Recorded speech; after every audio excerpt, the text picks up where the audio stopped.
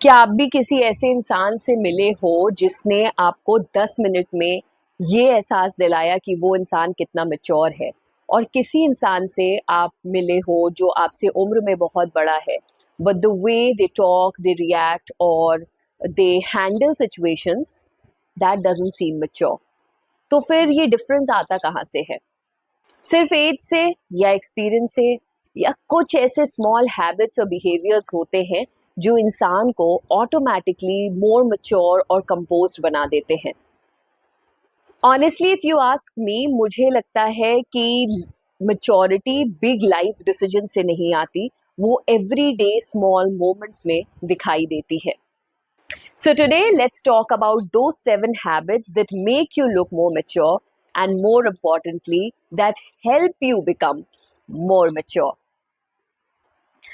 And don't worry, मैं आपको ये बिल्कुल भी नहीं बोलूंगी कि अगर आपको मैच्योर दिखना है या बनना है तो आपको अचानक से एक सीरियस इंसान बनना होगा या फिर बोरिंग बनना होगा. बिकॉज मैच्योर होने का मतलब बोरिंग होना बिल्कुल भी नहीं है. सबसे पहली हैबिट होती है कि आप अपने हर इमोशन का इमीडिएट रिएक्शन नहीं देते. से फॉर एग्जाम्पल, किसी ने आपसे बहुत रूड बिहेवियर किया और इंस्टेंटली आपके दिमाग में 10 रिप्लाईज आए कि आपने मुझसे इस तरह से कैसे बात की. पहले आप खुद को देखो. और मुझे आपके बारे में भी बहुत सारी चीजें पता है. एंड ट्रस्ट मी, उस मोमेंट में ये सब बोल के आपको बहुत सेटिस्फाइड फील होगा, लेकिन यहीं पे एक मैच्योर इंसान का डिफरेंस नजर आता है. मैच्योर होने का ये बिल्कुल भी मतलब नहीं होता that you are less angrier. Of course they can get angry. He or she just doesn't allow every emotion to become an action. For example, they say that I am very angry right now. Let's talk about this later. तो यहाँ पे क्या हुआ, एक छोटा सा pause लिया and you didn't deny your emotions. आपने अपने इमोशंस को एक्सप्रेस किया that yes I am angry. और इससे क्या हुआ, आपने सामने वाले को अननेसेसरी हर्ट से बचाया. That is emotional maturity. And I know ये हम सबके साथ होता है. Sometimes you can relate to this कि आपके पास किसी का मैसेज आया व्हाट्सएप पे और आप ऑलरेडी किसी चीज को लेके या फिर जस्ट कैजुअली बहुत इरिटेटेड थे and you texted them back in a very rude way, या फिर कुछ आपने उनको गलत बोला. 20 मिनट बाद जब आपका मूड अच्छा हो जाता है तो आपको इंस्टेंट रियलाइज होता है ये चीज कि आपने वो रिप्लाई गलत किया. और वहीं पे अगर आप इमोशनली मैच्योर बिहेव करो और एक छोटा सा पॉज लो तो आप बहुत सारे अननेसेसरी ड्रामा से खुद को भी बचा सकते हो. और अगर आप नोटिस करो तो मैच्योरिटी का नेक्स्ट हैबिट भी इसी आइडिया से कनेक्टेड है. क्योंकि मैच्योरिटी का हमेशा मतलब ये नहीं होता कि आप क्या बोलते हो. उसका मतलब ये भी होता है how comfortable you are in saying that I don't know. So these are 3 very simple words, but surprisingly enough हम में से बहुत सारे लोग इसे बोलने में बहुत अनकंफर्टेबल होते हैं. हमें लगता है, हमारे दिमाग में ये फीलिंग आती है कि अगर हमने ये एक्सेप्ट कर लिया दैट आई डोंट नो, तो सामने वाला मुझे डम समझेगा. So instead what we do is we try guessing about that topic, या फिर हम कॉन्फिडेंटली कुछ भी बोल देते हैं, या फिर उससे भी अजीब चीज, हम उस कॉन्वर्जेशन को कहीं और डाइवर्ट कर देते हैं. बट ऑनेस्टली ये मैंने अपनी लाइफ में लर्न किया है that pretending that you know everything doesn't make you look smarter. Trust me, मैंने भी बहुत सारे स्पेसेस में और बहुत सारे कॉन्वर्जेशंस में ऐसी बातें बोलने की कोशिश की हैं जहां ये लगे कि मुझे इस टॉपिक के बारे में सब पता है. Instead, the right thing to do here is to choose in saying that I'm not sure about this. Yeah, I don't know enough about this, or या फिर just simple I don't know. And honestly, that's more beautiful because it shows that you are comfortable with yourself in not having an answer for everything. इससे खूबसूरत चीज और क्या हो सकती है कि आप अपने आप से comfortable हो, even if you know or if you don't know something.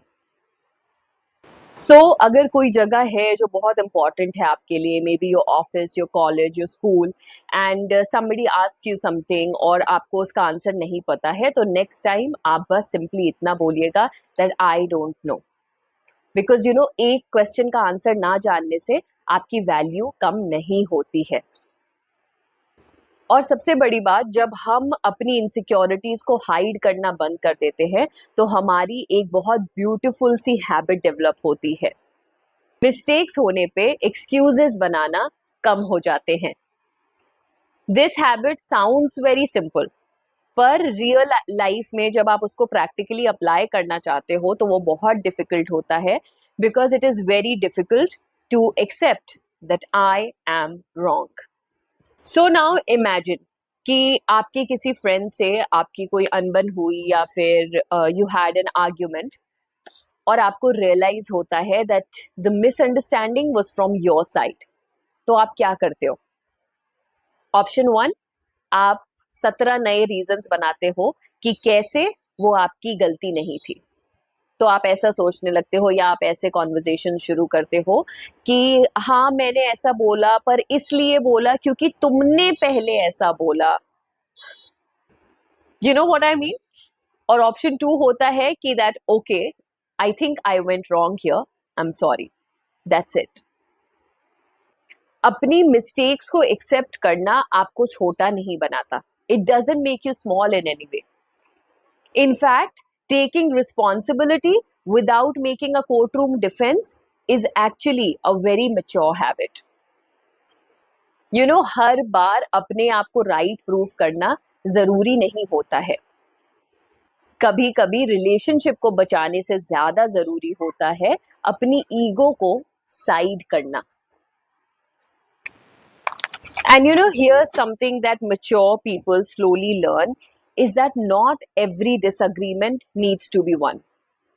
So this one is personally my favorite because एक डिसएग्रीमेंट हुआ, एक इंसान ने अपना पॉइंट एक्सप्लेन कर दिया, दूसरे इंसान ने भी अपना पॉइंट एक्सप्लेन कर दिया, पर वो कॉन्वर्जेशन एंड ही नहीं हो रहा, because both the parties want to have the last word.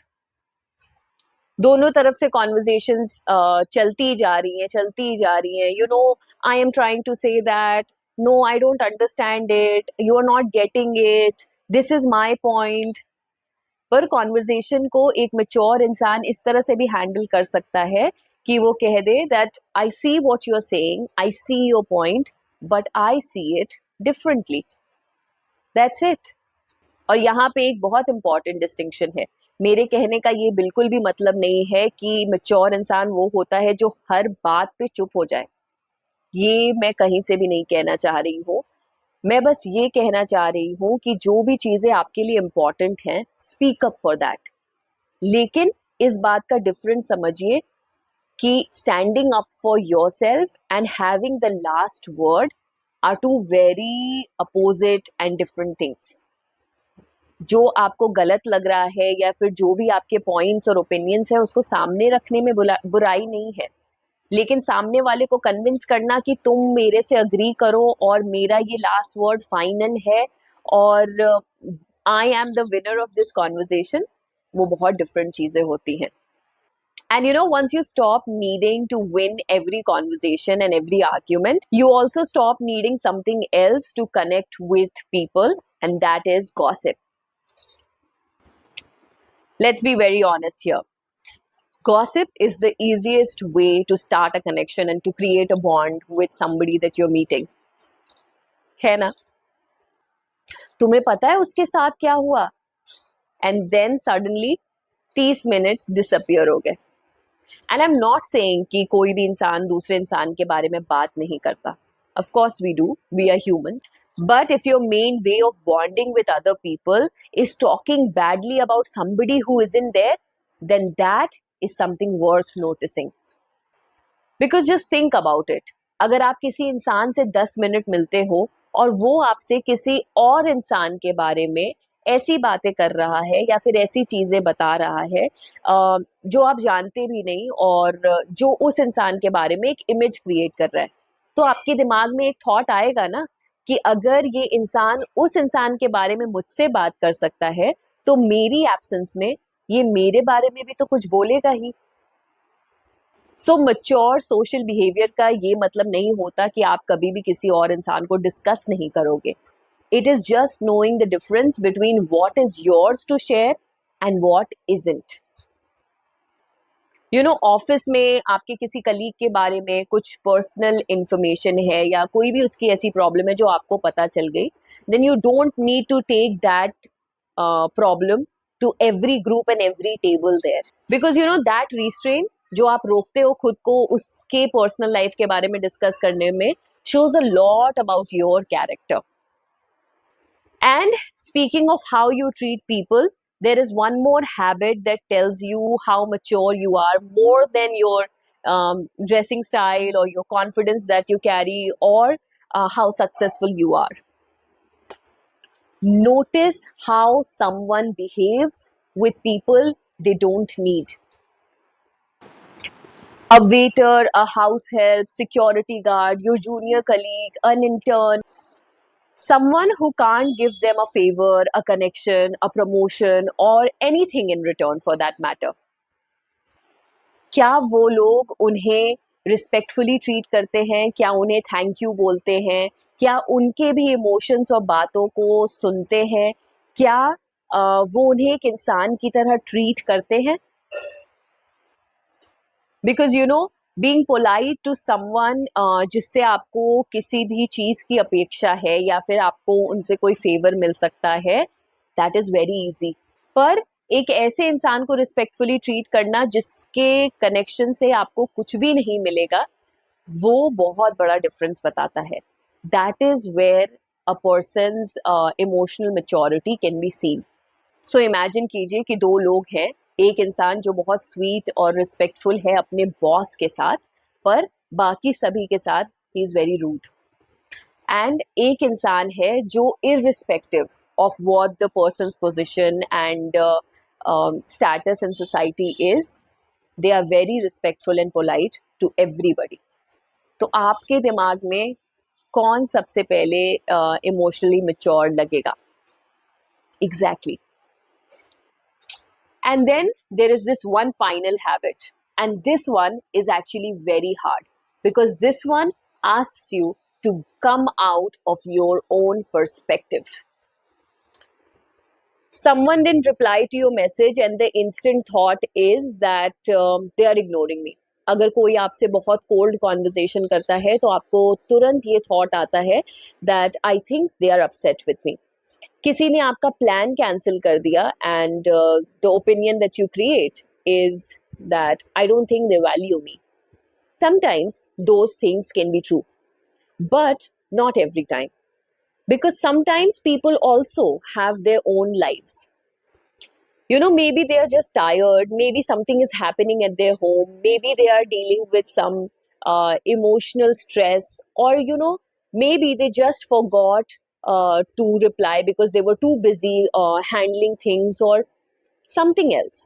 तो इमोशनल मैच्योरिटी का ये मतलब नहीं है कि हर समय इंसान के इंटेंशन को आप अच्छा ही समझो। It just means that you don't automatically make yourself the center of every situation. So for example, let's say that your friend who's a very close friend of yours and उसने आपका message देख के 6 घंटे तक reply नहीं किया। Constantly आपका brain आपको स्टोरीज क्रिएट करके देने लगता है that may be she is angry with me, may be she is ignoring me, may be she has got new friends, what ever it is. You can also simply think that maybe I don't know what is going on in her life right now. You can simply ask. That's it. Do not assume. So, if you look at all of these habits, not reacting to every emotions of yours, respecting people irrespective of their status, not making yourself the center of every story, being comfortable saying that I don't know, not having the need to have the last word, none of these habits require you to become a completely different person. इन सब चीज़ों के लिए आपको एक बहुत serious इंसान बनने की ज़रूरत नहीं है। It does not mean that you don't have to be funny, या फिर आप एक इमोशनल इंसान नहीं हो सकते, या फिर आप एक कमरे में कोने में चुपचाप से बैठे रहो, वो इमोशनल मैच्योरिटी नहीं होती है. Actually, you can still be very loud, you can still be very goofy, you can still make as many mistakes as you want, and you can still have strong opinions, because you know there is a difference. Emotional maturity does not means no emotions, it just means that you know how to handle them. And you know what, I think that is where real personality development starts. So, the next time that you choose to become emotionally mature or you want to work on your emotional maturity, don't start by changing the way you dress up or your accent or the way you speak. Start by noticing these tiny moments in your life. How do I react when I'm angry? Can I admit the fact that I don't know without being uncomfortable? Can I say sorry without a 10 minutes explanation following that? Can I disagree without trying to win? And how do I treat people who I don't need? Because eventually your personality develops through these tiny choices. And so, if you found this video useful, then please don't forget to like and subscribe to this channel. And please tell me in the comment section which of these 7 habits you're really very good at and which one are you going to try after this video. I will see you guys in my next one. Take care and keep becoming the better version of yourself without feeling the need to become someone else.